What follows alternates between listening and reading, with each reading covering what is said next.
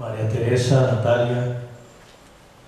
al representante Guillermo Rivera, autor y ponente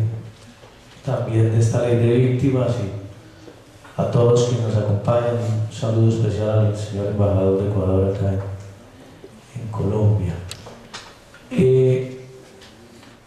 Yo voy a ser muy breve. Quisiera hacer solo 2 o 3 reflexiones sobre el tema que nos convoca hoy, una reflexión general y un par de reflexiones puntuales sobre el tema del costo de la reparación de víctimas. La reflexión general la comienzo con las palabras finales de María Teresa para, en el argot parlamentario, rectificarla. No somos tampoco, María Teresa, de pronto somos pocos hoy porque al Congreso de la República a las 8 de la mañana no llega nadie,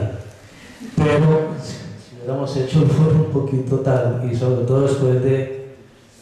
trasnocharse tanto haciendo esos esfuerzos por salvar a la patria colombiana de la hecatombe, pero somos muchos. Y yo creo que el trámite de esta ley de víctimas ha servido para demostrar ello. En 10 años que llevo de congresista, de senador, nunca había asistido a un proceso de formación de una ley con tanta participación ciudadana, con tanta participación de tanta gente en ese proceso. Participación de las víctimas propiamente dichas en las audiencias públicas que con la promoción de Naciones Unidas se celebraron en todo el país. Participación de la sociedad civil a través de las distintas organizaciones, no solamente de las organizaciones de víctimas y no solamente de las ONGs defensoras de derechos humanos, y mucho menos solamente de las ONGs de izquierda o aliadas de las FARC, como algunas las señalan, sino también de ONGs y de centros de pensamiento no ideologizados en el país. Participación de la comunidad internacional enormemente. Participación de muchos congresistas también que se interesaron en este tema. En fin,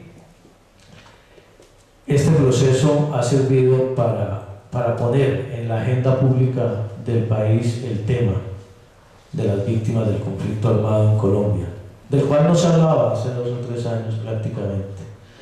el cual marginalmente se tocó en la Ley de Justicia y Paz como relleno de una ley hecha para los victimarios, y los resultados para las víctimas están a la vista después de 4 años de cumplimiento de la Ley de Justicia y Paz. Y yo creo que eso es un avance muy grande en esta discusión, más allá del hundimiento de la ley en su última instancia, lamentablemente en el Senado de la República. Es un avance muy grande. Usted mira, por ejemplo, la agenda de esta semana. La Comisión de Reparación con un seminario, el ICTJ con otro seminario sobre el tema de la restitución de tierras, este foro que hacemos en el día de hoy, y todas las semanas en las distintas universidades, en los distintos niveles y también en distintas regiones del país se está tocando este tema por los distintos sectores de la sociedad. Yo creo que cada vez más se sensibiliza la sociedad colombiana, y ese es un proceso absolutamente indispensable. No sé qué tan lento sea, pero es indispensable para que el propio Estado se concientice. A mí me parece que la responsabilidad del hundimiento de esta ley, obviamente, directamente es del gobierno nacional, pero también tiene mucho que ver, haciendo una reflexión mucho más amplia, con que todavía, como decía León, estamos comenzando ese proceso de concientización de que un país no se reconstruye si no es a partir, un país en un conflicto tan largo y tan doloroso como el que ha habido en Colombia, si no es a partir de la reconstrucción del tejido social y de la incorporación a la sociedad colombiana de 4 millones de compatriotas víctimas de la violencia. 4 millones de compatriotas o 4 millones de ciudadanos víctimas de un conflicto, pocas naciones en el mundo pueden mostrar. 4 millones de compatriotas que son tratados por el Estado de la sociedad colombiana como ciudadanos de segunda categoría. Aquí, mientras no logre la sociedad colombiana, el Estado como tal, más allá de cualquier gobierno, incorporar a esos ciudadanos, a esa sociedad, expedirles una cédula de ciudadanos de primera categoría y no pretender, como lo pretende este gobierno, que son ciudadanos sujetos de limosna y no objetos de derechos como el derecho a la reparación integral que debe tener cualquier víctima, jamás vamos a alcanzar la paz y la reconciliación en este país. A mí la lección, María Teresa, León y asistentes que me dejaron las audiencias públicas de víctimas, la lección más contundente fue esa. La lección más contundente fue sentir y mirar.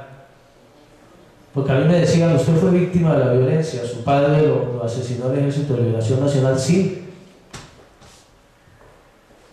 Pero afortunadamente en la vida yo tuve la oportunidad, cuando asesinaron a mi padre, de ya haberme formado, de ya haberme educado, de ya defenderme por mis propios medios y tener un escenario para salir adelante en la vida. Pero esta gente desplazada, esta gente que, como dice María Teresa, ha sido empobrecida gradual y sistemáticamente en los últimos años y despojada, no tenía otro medio para salir adelante en la vida sino ese, y no tenía ninguna otra posibilidad. Entonces a mí me parece que esas lecciones de las audiencias públicas, en donde uno sentía de las víctimas ese dolor de haber sido victimizadas por los paramilitares o por la guerrilla y posteriormente revictimizadas por el Estado de la sociedad colombiana, ese es un rencor y ese es un resentimiento que se va generando, que no va a permitir que haya reconciliación en el país. Cuando yo escuchaba una señora de los Montes de María en la audiencia pública de Sincelejo diciendo que ella había sido violada, que su hija había sido violada y asesinada, y que su esposo y sus 3 hijos habían sido asesinados, y que los victimarios, los que lo habían hecho, hoy estaban viviendo a 3 manzanas de su casa y estaban recibiendo sueldo del Estado colombiano, y que pasaban por al frente de su casa y se burlaban de ella, y ella ni siquiera se le había reconocido su condición de víctima del conflicto y no había recibido ni siquiera un mensaje de pésame del Estado colombiano y de reconocimiento. Pues yo pensaba en ese momento, en esa zona del país, pues el día de mañana el sobrino de esa señora, el hermano de esa señora va a ir y va a asesinar al victimario. Eso no hay otra, no hay un escenario distinto, y así vamos reproduciendo el ciclo de violencia en el país. Y eso todavía no lo hemos comprendido cabalmente los colombianos en general, mucho menos el gobierno del presidente Uribe, para quien desde el comienzo han sido mucho más importantes los victimarios que las víctimas. Basta con recordar la primera versión de esa ley de justicia y paz, que era la ley de alternatividad penal, que no mencionaba la palabra víctima, que no mencionaba la palabra reparación, que ese es el discurso y ese es el sentimiento original del gobierno nacional frente al tema de las víctimas en Colombia, que las molesta, que los perturban, que les parece un estorbo para el progreso social, para la confianza inversionista y para la propia seguridad democrática.